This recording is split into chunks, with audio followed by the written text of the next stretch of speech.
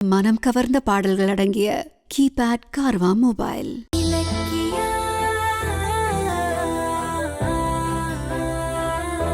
தனக்கு முன்னாடி இலக்கியா பிரெக்னென்ட் ஆகக்கூடாது, ஒருவேளை அவ அம்மா ஆகிட்டா இந்த வீட்டோட முழு ராஜ்யமும் இலக்கியா பக்கம் போயிடும் அப்படின்னு தான் பொய்யா பிரெக்னெண்டா இருக்கிறதா வீட்டுல இருக்க எல்லாரையுமே நம்ப வச்சிட்டு இருக்காங்க அஞ்சலி.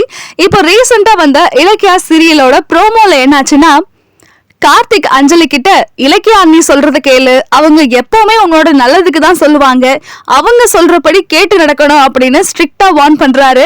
இத கேட்டதுமே அஞ்சலிக்கு பயங்கரமான ஷாக்கு. என்னடா அது, நாமளும் கிடைக்கிற விஷயத்துல எல்லாத்துலயுமே ட்ரை பண்ணி கார்த்திக்க நம்ம பக்கம் வச்சுக்கிட்டு இருக்கோம், இவரு என்னடானா இலக்கியாவுக்கு ஒட்டுமொத்தமா சப்போர்ட் பண்றாரு அப்படின்னு ஆச்சரியமா பாக்குறாங்க. ஆனா இன்னொரு பக்கம் இலக்கியாவுக்கு பயங்கரமான சந்தோஷம். கார்த்திக்கு கொஞ்சம் கொஞ்சமா உண்மைகள் புரிய ஆரம்பிக்குது. கூடிய சீக்கிரமாவே கார்த்திக் எல்லாத்தையுமே புரிஞ்சுப்பான் அப்படிங்கிற நம்பிக்கை இலக்கியாக்குள்ள வருது.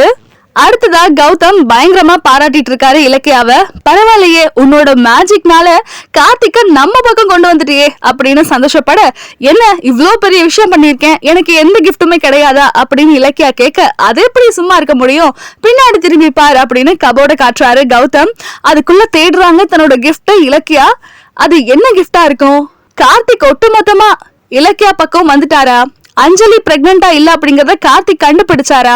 இது எல்லாத்தையுமே வரக்கூடிய எபிசோட்ல பார்க்கலாம். இனிமே அண்ணி சொல்ற மாதிரி கேளு, அவங்க உனக்கு நல்லதுதான் பண்ணுவாங்க.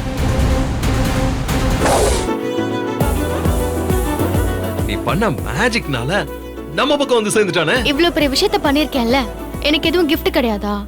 பின்னாடி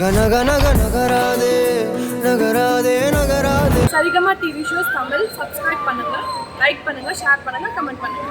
தேங்க்யூ.